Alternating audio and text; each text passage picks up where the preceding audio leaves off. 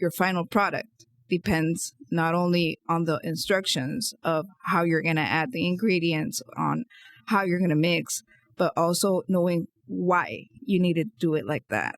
And some people, and if you don't have that background, it will be just following instructions and just doing whatever you're told. But if you know the background and the reason why things are done that way, you can have at the end a better product. Welcome to MeatsPad, a platform dedicated to sharing breakthrough knowledge that is accessible to the meats industry. On each episode, we will hear from meat specialists and professionals to talk about numerous topics in meat science. This podcast is brought to you by the U.S. Meat Export Federation, the National Provisioner, UltraSource, the new standard for innovation, IFA, Meat Processing Power. Viscofan is a global leader and innovative partner in the food industry who provides solutions for the casing market. Hello, meat folks. Welcome back to the MeatsPad podcast. Today, doing it a little bit different. We're now in the headquarters of here at UltraSource in Kansas City. This week, we have the Academy, the first Academy of the year. We have up to 20 meat processors across the states. And one young lady from Honduras. Maria, welcome to the MeatsPad podcast. Hi, Francisco. No, thank you for having me here in the podcast and in the Academy. I think it's a great opportunity for me to take some knowledge back home to Honduras and try to apply it in Central America. I know someone is killing to be here, and that is Dr. Phil Bass. We couldn't fly him here to be on this podcast, but I'm sure we'll be doing some stuff. Hi to Dr. Bass, and I've known Maria for almost a year. Since last year that we started in contact through some of projects that we're doing in Honduras to help small and mid-sized meat processors in Honduras and Central America in general. And I'm super excited because we're kind of getting back to our countries in a way, all the knowledge that we gain in grad school. I mean, I know you went to Texas Tech. Yes. I got your master's, and we'll be talking here in a minute about that. Tell me a little bit about what you're doing in Central America to help meat processors, and maybe the importance of having someone with a degree as a meat scientist helping them directly instead of just going back to the fundamentals and principles of meat science, and I think we got a very good examples. And to put a little bit stuff into context, we just recorded the Spanish one, and I think we got good stories to talk about. Yes. No, Francisco. Although we spoke like a year ago for the first time, I'm sure in an RMC or something we crossed paths. But I'm glad we got to speak as of last year, and that you're here because in Central America, there's great opportunity for producing our own meats. Basically, it's been a region that's always been sustainable and that we can have our own productions, but we've seen a lot of opportunity in the value-added and processing area. And basically, that's what got me to contact basically UltraSource and finding you here, which is a great advantage. And basically, the value of having someone that knows not only about process, but like the physical process, but also the science behind it is something that you can rarely find, and is super important because your final product depends not only on the instructions of how you're going to add the ingredients, on how you're going to mix, but also knowing why you need to do it like that. And some people, and if you don't have that background, it will be just following instructions and just doing whatever you're told. But if you know the background and the reason why things are done that way, you can have at the end a better product. Yeah, and I think that's what I think sets us apart from other people. Like everyone here at UltraSource and folks and people like you, they're helping us in with these projects in Latin America. we all know or have a meat science degree, which I think we can bring a lot to the table. So you were telling us here in a minute a while ago that so there are people in Honduras processing their own meat, and I love the quote, and I keep bringing it up when Dr. Calkins said, so the meat processor has the quality in their hands, and 100% correct, right? Yeah. I mean, all the practices, antemortem and postmortem that you have in place in your facility, they're going to dictate the quality you're getting. Yeah. So I think that's one of the things that we're discussing in the Spanish one, that in Honduras you have the small processors slaughtering and processing their own beef, but also there's some folks that are importing a lot of meat. Yes. And they're bringing a value-added business when it comes to either marinating or portioning. Could you tell us a little bit about the update or the current status of the meat industry in Central America? Okay, so one of the biggest opportunities in the region is a value-added. I was mentioning that we can provide our own meat sources, but basically finding that quality is something that we have to work. We have a lot of work to do in the region, basically. And the thing is that most of the production in the region is dual purpose. So you have your dairy breed, and usually historically it's been crossed with, for let's say, Brahman. And then the little bull that's born, it's usually finished on pasture on the mountains, or now, as of maybe 8 years ago, the feedlot and the finishing portions has gotten some momentum, and the female that's born, it just continues on the dairy part. So having that is blocking for us to have some quality produced there in Honduras. And the influence of the imports, having high marbling steaks and different type of American cuts, we call them down there, like the ribeye, the tomahawk, has influenced Honduras mostly to start to look for those beef producing high quality breeds. And that's something that we need to start. That's the initial starting point of the industry. And then with value added, you just make that a little bit better and give your consumer some convenience.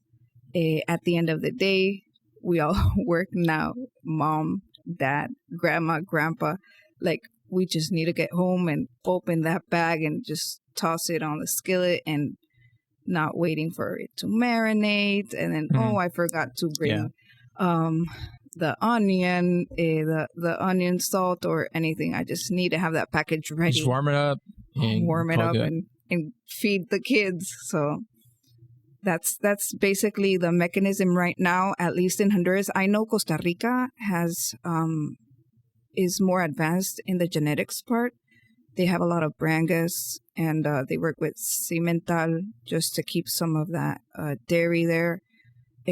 So Honduras is a little slow on that, and also our cattle numbers. That's something super important. But imports have helped a lot to get the producers, which is the starting point in that mindset. You know, what's I don't know, it's okay if you don't know, but the consumption, like the per capita, do you know, or Honduras, do you eat a lot of meat, or what's the... If we talk about the Central American countries, so Guatemala, El Salvador, Honduras, Nicaragua, and Costa Rica, let's just talk about those 5.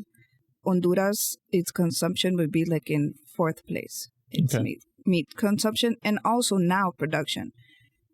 4th or 3rd place. Nicaragua basically is a leader right now in beef production, and makes it consumption also because it's very readily available. Yep. And then Honduras has had its up and downs, and it's very fluctuating. But Costa Rica is right there also, and also producing that high quality. And I think the situation, tourism helps a lot because you have to offer the consumers, the tourists, high quality stuff. So those are external factors that help the industry grow. All the food service, right? All the restaurants, hotels, yeah. The mission of USMEF is to increase the value and profitability of the U.S. beef, pork, and lamb industries by enhancing demand for their products in export markets through a dynamic partnership of all stakeholders. Simply put, USMEF is putting U.S. meat on the world's table. Yeah. So I really like the statement. So you got a lot of imported meat from the United States, getting to Central America, basically. And now this is this tendency of small producers saying, well, people like high quality. What do we need to have? What do we need to do to start producing a higher quality beef or pork, you name it? How much it's important, how much is produced in Honduras? You know that, or maybe like a ratio? Like the ratio, I'm gonna have to get back to you on that, but the imports have increased the last 2 years. The thing is, with the amount of industry in the country has gone down significantly. We have one beef major plant, and one they do pork also. So that is incentivizing like the imports. We really need to work on providing that higher quality beef. Okay. I know you did your master's at Texas Tech, and you work a lot with small, mid-sized meat processors. Could you please tell us a little about your project, what you did for your master's, how you helped the processors in Honduras, and I'm interested in this. Yeah, basically in Honduras, as I said before, the industry isn't very big, or there's a lot of information on the meat side. So I worked with Dr. Mark Miller and Mindy Brashears. We did some sensory panels in Honduras. Basically, we compared U.S. beef. We had choice and select against feedlot-produced cattle in Honduras and pasture-grazed cattle in Honduras. And basically, it was the baseline of information the country had with what do consumers like. Yeah. So at the end, obviously, and we did the same. We brought steaks here to Honduras, here to the States. So you brought meat from Honduras to the States. Yes. So we brought the both pasture fed and the feedlot finished, grain finished here, and we fed consumers. And obviously in Honduras, they loved the choice. And people over there, oh, no. I don't like to see those specks. I don't like to see that fat. But when you cook it for them and when you feed it to them, they love it. Obviously, it's fat and it's juiciness and it's flavor. They loved it. But the interesting thing was against the 200 treatments. So they liked the pasture-fed over the grain-fed. In Honduras or in the States? In Honduras. The consumers preferred the grass finished. So it was like, why? So we dug a little deeper and we found out that those cattle finished on grain, they were fed with a high peanut meal diet. So basically we concluded that confounded. That might probably affected the flavor profile on that fat, so that wasn't liked to the consumers in Honduras. So it was a really nice starting point, and then from there on, we had a more more trials, more projects, because then we started with the feedlot project. So we had different sites around the country, and just basically we did as many combinations as we could. Injected the strip loins, and we fed them, and this diet with this type of meal, with the shrimp meal, with a palm kernel meal, with molasses, high amounts of molasses. So we did every type of combination that we were able from about 2013 to 2017, 18-ish. Yeah. Wow.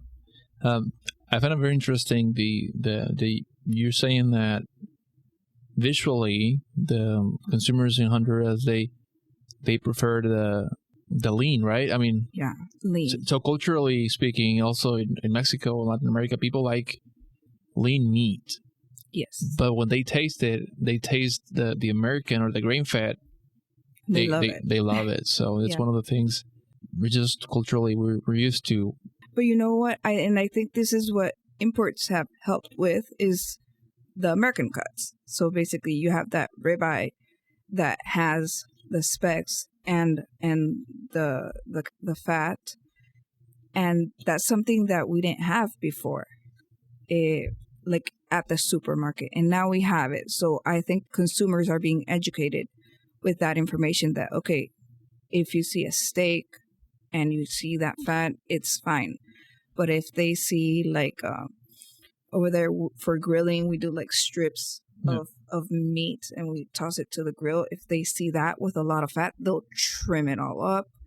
Those you're not allowed to have fat on. Mhm. But I think they're starting to understand that, like on those steaks, on those American cuts we call them, it's okay to have some fat. I think we're almost to the end of this episode. I think I like what you brought us. So Maria, she started a journal. We call it a journal in back in November last year. Yeah. It's named Carnología. That's the name of the journal, and I like how through education. Can you tell us a little bit how this started? What motivated you to start this journal, this channel to communicate to consumers and producers? Yeah. So basically, in Honduras, I would sit like in restaurants or in conversations with friends, and I would hear different opinions and conversations about meats. Basically, topics like aging and marbling, and I knew I heard some information that was incorrect, and people talking different things about the meat industry that it wasn't like correct. So I was like, okay, this is where we draw the line. Someone has to do something about it. So I decided to basically put in paper, and also we have the Instagram and Facebook, out there information that's backed up on science and that's backed up by professionals. So every month it just has one main article, a myth section, and then a recipe section. And every month I have like a professional talk about something related, a topic related to meats. We also have a section where small meat stores, ever since right before the pandemic and during pandemic, meat stores are a boom because people had to go to the corner of their residencies and buy their foods. They wouldn't be able to go to supermarkets. So a lot of people just opened up small meat stores. And we have a section where small meat stores can announce themselves, and we have it categorized by state. So if you're in one state and you're going to spend the weekend in another one and you need to check out where to buy meats, you can just go ahead and look it up. And it's been really good because most of those meat stores sell imported and locally produced meats. So it's helping the local producer and also having consumers have great quality meat. Perfect. I think I find it very interesting, and I think I'm very glad that you came to the academy, that you came to this in-person short course on meat processing. I think this is good. We're currently working on several projects in Central America, helping small processors, either on the value added or on the production side of things. We have a very good examples. One of the first projects that we had was a beef slaughter facility, small, basically run by the city, which is very common in Central America. We call it rastro municipal, which is a municipal plant, municipal processing plant. Right? It's most of the times is ran by the actual city. Tell us about this. I know she came to me and said, "Do you have something for stunning?" Because tell us a little bit about that story. I think it's one of the reasons again that we're here to support processors in our countries and help them to improve the quality overall of their meat. So, as being run by the city, those are government funds, and basically this municipal plant was built around 1990, so it's 31 years old now. And after it was built, it was equipped with everything. But throughout time, funds, I guess, didn't keep on running through the facility. And the meat industry, you have to be giving maintenance and taking care of your equipment and everything. And we were in 2021, and they were using an axe to split the carcasses. They were using a knife to knock the animals. So basically, they just stuck a knife behind on the neck. And I was like, okay, I can't let this go on. As a meat scientist, and as I know that there's some investments that are not too costly, like to have a hand stunner. Yeah. So I was like, basically contacted Francisco, and from now on we have multiple projects. And it's funny because I told Francisco, okay, for the hand stunner, I need one that looks like a gun. So the person in charge, the operator in charge of stunning, he is okay with doing this change, because I don't know if it happens here, but resistance to change in Latin America is very big. So even if it makes the process easier and faster, they always like it to do it how they're used to. They're reluctant. Yeah. So, okay, changing from knife to a stunner, it has to be something cool. So I was like, okay, give me the one that is in shape of a gun, because they're going to think it's cooler. So we started that way, and yeah. Yeah, and they ended up getting that and the captive vault. I think it was a cache and the backup as well with the 25 caliber for beef and I mean, this is a good story. I think through being creative. I think it's underrated. Even in our comfort zone, we can be creative and help other people by using that.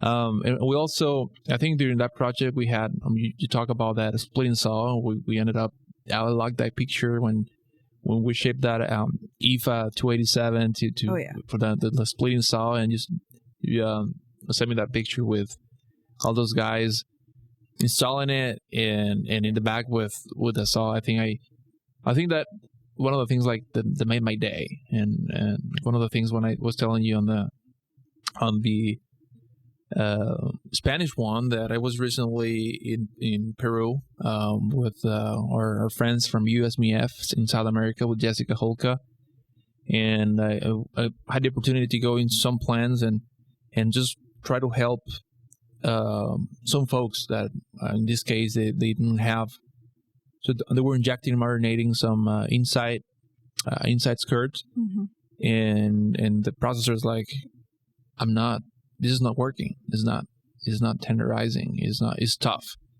And one of the things, like, I started looking into the process, and they were freezing the product immediately after injection, so they were not letting the enzyme work. We're talking about that stuff. So, and then getting, I think this is what gets us going. Like and basically those calls, and after we installed that IFA and we used it for the first time, everyone started clapping. So you can see, and those little things are the things that make a change.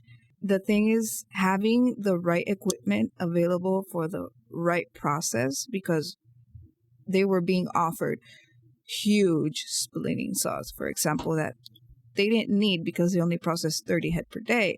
So it's just having that availability of having the right equipment for your process is the best thing. And as I sent a video to Francisco, everyone clapping and cheering after they split their first carcass, and at least 10 years splitting with an axe. It was something. It was needed. Very needed. Yeah. Yeah, and I think that, as I said, that's why we're here. I mean, we have this passion for the meat industry, and after I got that call from that processor, like the next day, what you told me, exactly. those tips and recommendations that you brought up worked. Now my product is tender and is ready to go. And I think that's why we're here, to support small processors and meat-side processors. And I think we're getting to the end. Thank you a lot for being here at Ultrasource with this academy. I hope you learn a lot. We're about to go to see the product show with all the products that we made. Thank you a lot. No, thank you, Francisco, for having me, and we're gonna keep on working together. Perfect. Thank you, guys, and if you just keep reminding you, if you can follow us on social media. We are on Instagram, YouTube. Also, just click on that little bell for subscribing, so you can get all the updates on the new episodes that we publish. Thank you a lot for your help. Thank you a lot for joining us today, and we'll see you the next time.